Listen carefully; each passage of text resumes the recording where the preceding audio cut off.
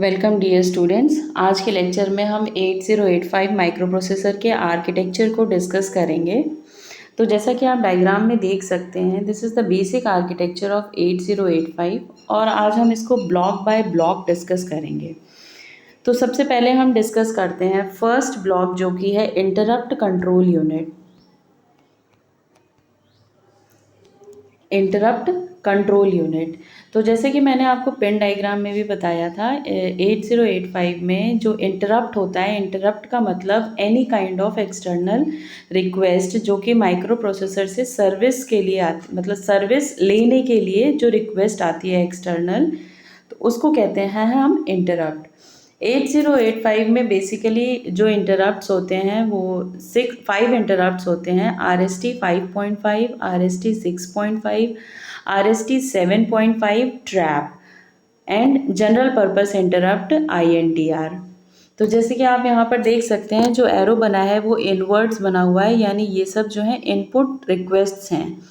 और INTA बार का मतलब होता है इंटरप्ट एक्नॉलेजमेंट, यानी जब इंटरप्ट INTR की जो रिक्वेस्ट है, जनरल पर्पस रिक्वेस्ट, वो एक्सेप्ट हो जाएगी तो उसके रिस्पॉन्स में, यानी कि आपकी रिक्वेस्ट एक्सेप्ट कर ली गई है, ये बताने के लिए माइक्रो प्रोसेसर सिग्नल क्या भेजता है, इंटरप्ट एक्नॉलेजमेंट INTA बार। यानी बार का मतलब मैंने आपको पहले भी बताया है, किसी भी सिग्नल पर यदि बार लगा हो तो उसका मतलब होता है एक्टिव लो सिग्नल, यानी जब उस सिग्नल को ज़ीरो रिसीव होगा तो वो सिग्नल एक्टिवेट होगा, और जब वो सिग्नल हाई है यानी वो सिग्नल डीएक्टिवेटेड है। तो ये हो गए इंटरप्ट कंट्रोल यूनिट, जैसा कि आप यहाँ पर देख सकते हैं, दिस इज इंटरप्ट कंट्रोल।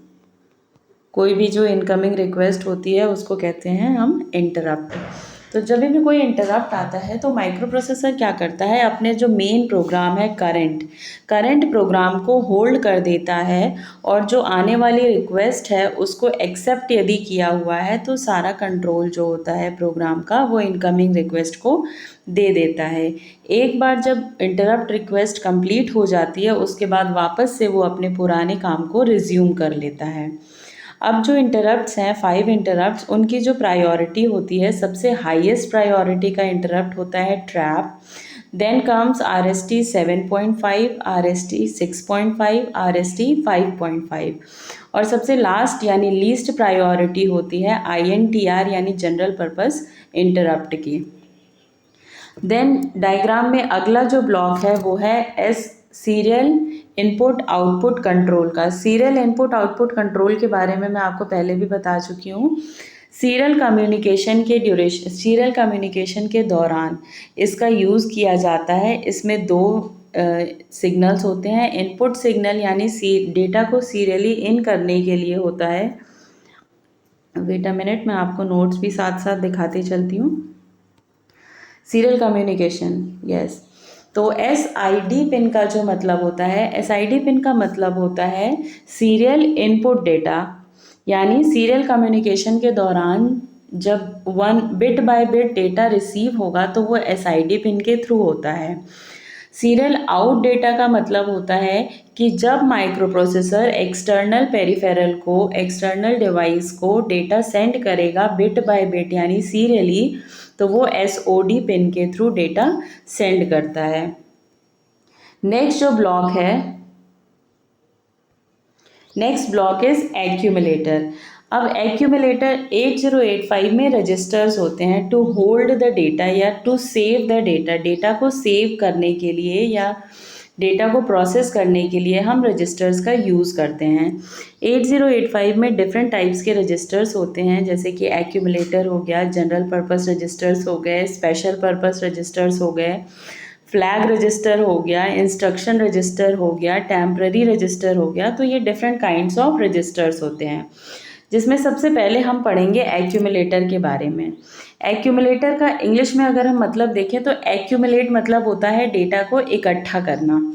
तो एक्यूमुलेटर का भी बिल्कुल इसी तरीके से काम होता है कि एक्यूमुलेटर सबसे बेसिक या सबसे स्पेशल रजिस्टर होता है, मोस्ट इम्पॉर्टेंट वन, इसलिए क्योंकि अर्थमेटिक ऑपरेशन जब परफॉर्म करता है माइक्रो प्रोसेसर तो वो एक्यूमुलेटर की ही रिस्पेक्ट में करता है।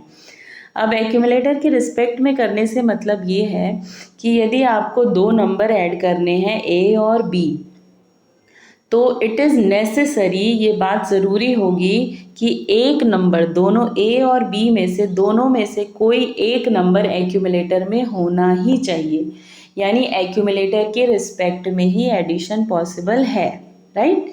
दूसरा चीज़ जो सबसे इम्पॉर्टेंट फंक्शन है कि अर्थमेटिक ऑपरेशन का जो भी रिजल्ट आएगा वो ऑटोमेटिकली एक्यूमुलेटर में ही सेव होता है। इसीलिए accumulator is very special register जो मेन फंक्शनिंग में काम आता है। तो दैट इज़ एक्यूमुलेटर। ये 8 बिट का होता है, D0 से D7 तक का, ठीक। इसके रिस्पेक्ट में सभी अर्थमेटिक ऑपरेशंस परफॉर्म किए जाते हैं और इसी में आउटपुट ऑटोमेटिकली सेव होता है। Next comes the temporary register. Temporary register जो होता है ये भी 8 बिट का रजिस्टर होता है। जब माइक्रो प्रोसेसर अर्थमेटिक और लॉजिकल ऑपरेशंस परफॉर्म कर रहा होता है, सपोज बहुत ही बड़ी वैल्यूज़ नंबर ऑफ वैल्यूज़ को एडिशन करना है, तो उस ड्यूरेशन में उस प्रोग्राम को करते करते कई बार वैल्यूज़ को होल्ड करना पड़ता है थोड़ी देर के लिए। होल्ड का मतलब एक जगह सेव करना, तो उसके लिए हम यूज़ करते हैं टेम्पररी रजिस्टर्स का। टेम्पररी रजिस्टर का क्या यूज़ है कि जब हम कोई बड़ा प्रोग्राम ऑपरेट हो रहा होगा, एग्जीक्यूट हो रहा होगा, उस ड्यूरेशन में वैल्यूज़ को होल्ड करने का काम होता है टेम्पररी रजिस्टर का। उसके बाद आता है फ्लैग रजिस्टर। फ्लैग रजिस्टर जो होता है वो भी 8 बिट का रजिस्टर होता है। अब ये फ्लैग का क्या मतलब होता है, इसको हम स्टेटस रजिस्टर भी कह सकते हैं। स्टेटस इसलिए क्योंकि कोई भी अर्थमेटिक या लॉजिकल ऑपरेशन जब माइक्रो प्रोसेसर परफॉर्म कर रहा होगा तो उस आउटपुट का जो स्टेटस होगा, यानी नंबर पॉजिटिव है, नंबर निगेटिव है, जो आंसर आया है क्या वो ज़ीरो है या नहीं है, जो आंसर आया है उसकी पैरिटी इवन है या ऑड है, या जो आंसर आया है जो प्रोसेस हुआ है क्या उसमें कोई कैरी या बोरो जनरेट हुआ है। तो ये जो अर्थमेटिक स्टेटस होता है या जो भी लॉजिकल स्टेटस होता है उसको कौन बताता है, फ्लैग रजिस्टर। फ्लैग रजिस्टर भी 8 बिट का रजिस्टर होता है, जैसा कि आप डायग्राम में देख पा रहे होंगे, D0 से D7 तक का।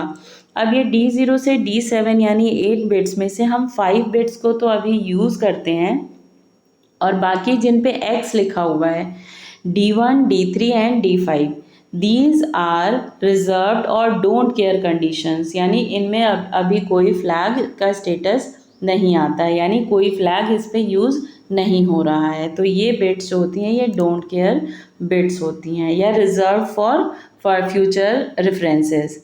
तो जो बेसिक 5 फ्लैग्स होते हैं, सबसे पहले D0 पर होता है कैरी फ्लैग। कैरी फ्लैग जब हम अर्थमेटिक ऑपरेशन, चाहे वो एडिशन हो या सब्ट्रैक्शन हो, उस केस में यदि कोई कैरी जनरेट होता है फाइनली यानी D7 पर, तो उसको हम कहते हैं कैरी या फिर बोरो। उस केस में अगर कोई कैरी जनरेट हुआ है या कोई बोरो लिया गया है तो उस केस में कैरी फ्लैग सेट यानी कि 1 हो जाता है, और अगर कोई कैरी या बोरो नहीं लिया गया है तो उस केस में कैरी फ्लैग जो होता है रीसेट यानी कि 0 ही रहता है। नेक्स्ट कम्स D2 यानी पैरिटी फ्लैग। पैरिटी जैसा आपको पता है इवन पैरिटी या फिर ऑड पैरिटी। यदि इवन नंबर ऑफ वंस होते हैं रिजल्ट यानी आउटपुट में तो पैरिटी फ्लैग सेट हो जाता है, और यदि ऑड नंबर ऑफ वंस होते हैं तो पैरिटी फ्लैग रीसेट हो जाता है। देन कम्स D4 यानी ऑक्सिलरी कैरी। अब ऑक्सिलरी कैरी क्या होता है, BCD एडिशन के दौरान जब D3 से D4 की तरफ कोई कैरी जनरेट होता है तो उसको हम कहते हैं ऑक्सिलरी कैरी, राइट। ये जो होता है ये सिर्फ BCD एडिशन के केस में एक्टिव होता है, बाकी हम नॉर्मल फंक्शनिंग्स में इसको कंसीडर नहीं करते हैं। तो जब D3 से D4 की तरफ कोई कैरी जनरेट होता है तो उस केस में ऑक्सिलरी फ्लैग सेट यानी कि 1 हो जाता है एंड एल्स 0 रहता है। देन कम्स D6 यानी कि ज़ीरो फ्लैग। ज़ीरो फ्लैग का मतलब होता है कि यदि फाइनल आउटपुट यानी लॉजिकल और अर्थमेटिक ऑपरेशंस के बाद कोई जो रिज़ल्ट आया है यदि वो ज़ीरो है तो ज़ीरो फ्लैग सेट हो जाएगा। ज़ीरो फ्लैग सेट यानी 1 होने का मतलब होता है कि आंसर ज़ीरो है। अगर ज़ीरो फ्लैग रीसेट है यानी ज़ीरो है तो इसका मतलब कि आंसर पे कोई ना कोई वैल्यू है other than zero. Then comes the last bit that is D7। D7 जो होता है वो साइन बिट होता है जो कि आउटपुट का साइन बताता है यानी पॉजिटिव आउटपुट है या निगेटिव आउटपुट है। तो ज़ीरो मतलब पॉजिटिव होता है, आपको भी पता है। तो ज़ीरो है यदि साइन फ्लैग तो दैट मीन्स पॉजिटिव आउटपुट आया है, और अगर साइन फ्लैग निगेटिव है, साइन निगेटिव आया है आउटपुट में, तो साइन फ्लैग की वैल्यू 1 हो जाती है। तो ये था flag register. Then comes the ALU। ALU आपने कंप्यूटर्स में भी पढ़ा होगा। ALU का मतलब होता है अर्थमेटिक एंड लॉजिक यूनिट। तो इसको हम ब्रेन भी कहते हैं, राइट, ब्रेन ऑफ कंप्यूटर। तो ये क्या करता है, सारे ऑपरेशंस यानी अर्थमेटिक एंड लॉजिकल ऑपरेशंस जो परफॉर्म किए जाते हैं वो सभी ALU में किए जाते हैं। अर्थमेटिक ऑपरेशंस कौन कौन से परफॉर्म कर सकता है micro processor? Addition, subtraction, increment and decrement. Multiplication और डिवीजन करने के लिए हमें रिपीटेटिव एडिशन या रिपीटेटिव सब्ट्रैक्शन करना पड़ता है। इसी तरीके से लॉजिकल ऑपरेशंस होते हैं, एंड और एक्सॉर, जितने भी हमारे लॉजिकल ऑपरेशंस हैं, या फिर बिट शिफ्टिंग ऑपरेशंस, ये सारे ऑपरेशंस जो होते हैं ये ALU के साथ किया जाता है, ALU परफॉर्म करता है। Next comes the instruction register. किसी भी इंस्ट्रक्शन को एग्जीक्यूट करने के लिए जो कोड होता है, हर इंस्ट्रक्शन का एक कोड होता है। क्योंकि हम मान लीजिए कोई एडिशन करना है तो हम ADDITION नहीं लिखेंगे, माइक्रो प्रोसेसर या कंप्यूटर को ये समझ में नहीं आएगा। माइक्रो प्रोसेसर या कंप्यूटर को ये भी नहीं समझ में आएगा ADD मतलब ऐड होता है। तो हर इंस्ट्रक्शन का एक कोड होता है, प्री डिफाइंड कोड है। तो उस कोड को हम इंस्ट्रक्शन रजिस्टर में सेव करते हैं। अब इंस्ट्रक्शन रजिस्टर में जो कोड आता है उसको डिकोड किया जाता है यूजिंग इंस्ट्रक्शन डिकोडर, और फिर उसको आगे एग्जीक्यूट किया जाता है। उसके बाद आते हैं मल्टी टेम्प रजिस्टर्स। ये जो 8 रजिस्टर्स आपको दिखाई दे रहे हैं, these are WZBCDEH and L registers. अब सबसे पहले हम जनरल पर्पस रजिस्टर्स को स्टडी कर लेते हैं। जनरल पर्पस रजिस्टर्स जो होते हैं वो होते हैं BCDEH एंड L। ये इंडिविजुअली 8-8 बिट के रजिस्टर्स होते हैं। ये जनरल पर्पस रजिस्टर्स होते हैं। कोई डेटा कॉपी करना हो, कोई डेटा मूव करना हो, एडिशन करना हो, तो इसमें डेटा हम सेव कर सकते हैं।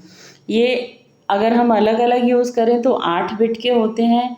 इन रजिस्टर्स को हम पेयर्स में भी यूज़ कर सकते हैं। मैं BCDEH L की बात कर रही हूँ केवल। इन रजिस्टर्स को हम पेयर्स में भी यूज़ करते हैं। तो जब हम इनको पेयर्स में यूज़ करते हैं तो ये 16 बिट के रजिस्टर बन जाते हैं, और 16 बिट के रजिस्टर्स को फिर हम 16 बिट डेटा को होल्ड करने के लिए या सेव करने के लिए यूज़ कर सकते हैं। तो जो पेयरिंग होती है वो भी प्री फिक्स्ड पेयरिंग है, इसको हम चेंज नहीं कर सकते हैं। जैसे B का C के साथ पेयरिंग होगी, D की E के साथ ही पेयरिंग होगी, H की L के साथ ही पेयरिंग होगी। ऐसा नहीं कर सकते हैं हम कि B D या B H कर दें, या D H या D L कर दें। हमेशा B की पेयरिंग C के साथ होगी, यानी BC पेयर बनेगा रजिस्टर का 16 बिट के लिए, HL पेयर बनेगा 16 बिट रजिस्टर, और DE पेयर बनेगा 16 बिट रजिस्टर। और अलग अलग यूज़ करना है तो ये 8-8 बिट के रजिस्टर्स की तरह हम यूज़ कर सकते हैं। इसके अलावा W और Z रजिस्टर्स भी आपने देखे। W और Z रजिस्टर्स क्या होते हैं, ये टेम्पररी रजिस्टर्स होते हैं।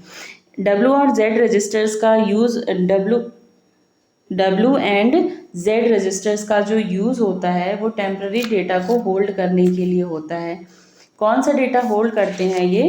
टेम्पररी डेटा, यानी कि जो इंटरनल ऑपरेशंस कर रहा होता है माइक्रो प्रोसेसर, उस ड्यूरेशन में माइक्रो प्रोसेसर को भी अपनी यूज़ के लिए कुछ रजिस्टर्स यानी कुछ स्पेस चाहिए। तो W और Z जो होते हैं वो इंटरनल ऑपरेशंस में यूज़ होते हैं, ये एक्सटर्नल यूज़र या यूज़र के लिए अवेलेबल नहीं होते हैं। These are for micro processor functions internal operations only. उसके बाद जो रजिस्टर्स हैं देन आप देख सकते हैं नीचे की तरफ है stack pointer. Stack pointer, program counter और increment and decrement address latch, ये तीनों जो रजिस्टर्स होते हैं इनके आगे 16 लिखा हुआ है। दैट मीन्स कि ये 16 बिट के रजिस्टर्स ऑलरेडी होते हैं, इनको हमें किसी के साथ पेयर करने की ज़रूरत नहीं होती है। तो सबसे पहले अगर हम देखें तो लिखा हुआ है स्टैक पॉइंटर। स्टैक का मतलब आपने अगर कंप्यूटर्स में या कभी सुना हो, स्टैक मतलब होता है डेटा को, स्टैक्स मतलब नीचे से लेके ऊपर तक अरेंज करना, दैट इज स्टैकिंग। इसमें दो ऑपरेशंस परफॉर्म किए जाते हैं, पुश एंड पॉप। पुश मतलब होता है स्टैक पर डेटा को सेव करना, स्टैक मतलब होता है स्टैक से डेटा को रिमूव करना।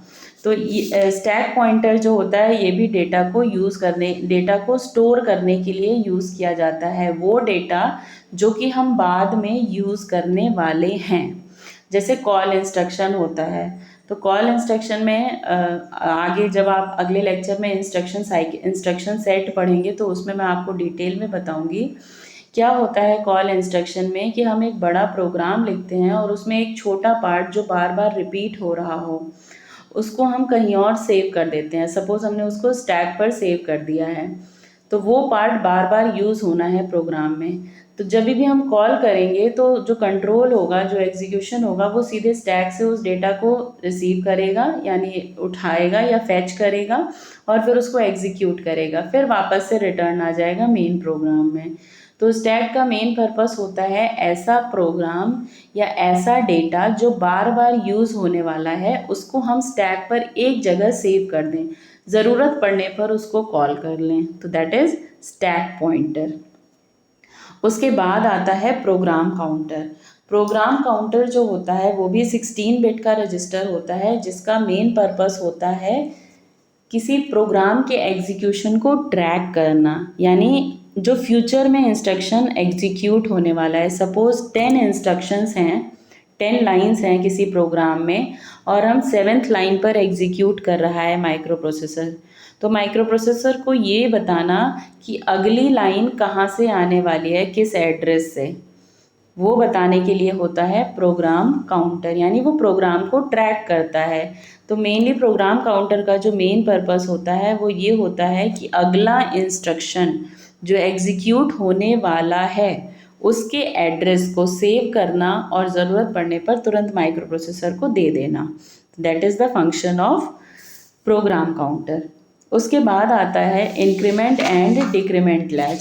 इंक्रीमेंट एंड डिक्रीमेंट लैच का जो मेन पर्पस होता है वो होता है स्टैक पॉइंटर या प्रोग्राम काउंटर को मेंटेन करना, उसके कंटेंट्स को मेंटेन करके रखना। जैसे कि प्रोग्राम काउंटर में आपको इंक्रीमेंट करना है, हर बार एड्रेस एक +1 होता है उसमें इंक्रीमेंट, तो ये इंक्रीमेंट कौन करता है, इंक्रीमेंट डिक्रीमेंट लैच के थ्रू होता है।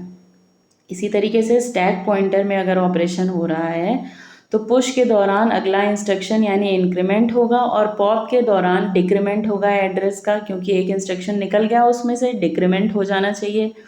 तो ये इंक्रीमेंट और डिक्रीमेंट का जो ऑपरेशन चल रहा है प्रोग्राम काउंटर और स्टैक पॉइंटर में, इसको कौन मेंटेन करता है, कौन परफॉर्म करता है, increment and decrement address latch. और फिर लास्ट में 2 ब्लॉक्स और बचते हैं। सबसे पहले आता है टाइमिंग एंड कंट्रोल यूनिट।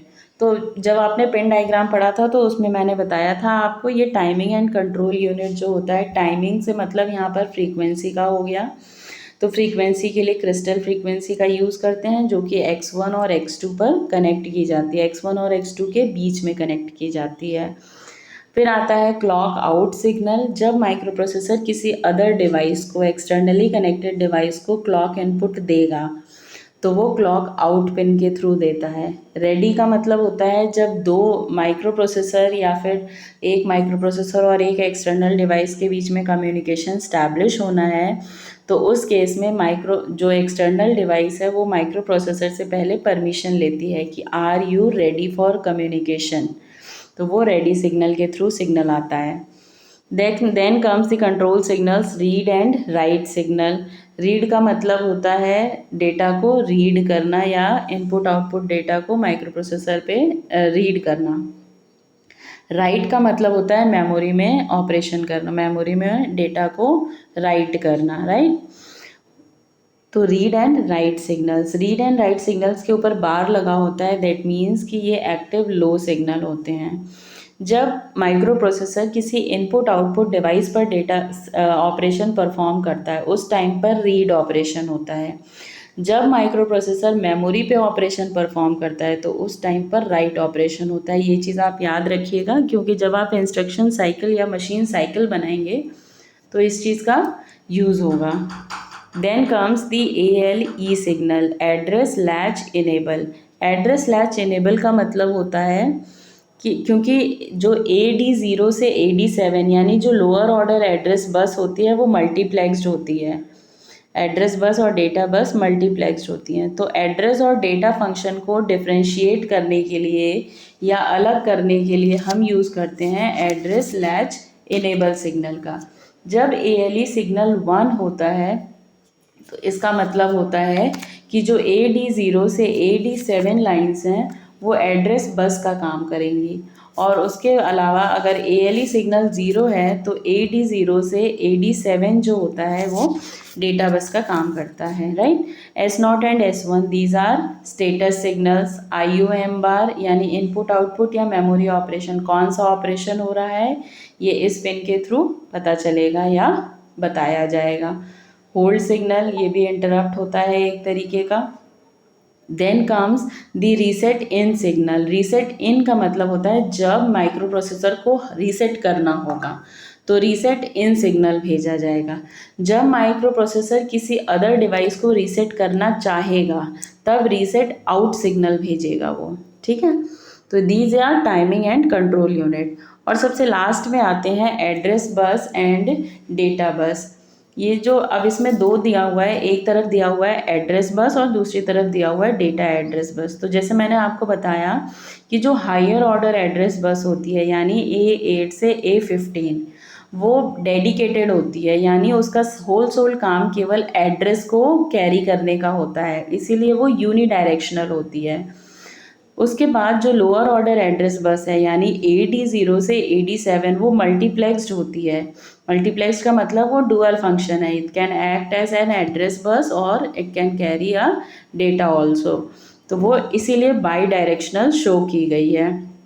तो ये जो पूरा डिस्क्रिप्शन था ये 8085 आर्किटेक्चर का था, starting from ALU, flag register, accumulator, general purpose registers, program counter, stack pointer, temporary register, instruction register and decoders. Timing and control unit में वेरियस कंट्रोल सिग्नल्स होते हैं। टाइमिंग यानी फ्रीक्वेंसी सिग्नल्स कैसे generate होते हैं, interrupts क्या होते हैं, इंटरप्ट्स की प्रायोरिटी आपको बताई गई। एड्रेस और data bus multiplexed and dedicated दो तरीके की होती हैं। सीरियल कम्युनिकेशन के लिए हम SOD और SID पिन का यूज़ करते हैं। तो ये था आज का लेक्चर। अगर आप लोगों को कोई क्वेश्चन आता है तो आप लोग मुझसे पूछ सकते हैं।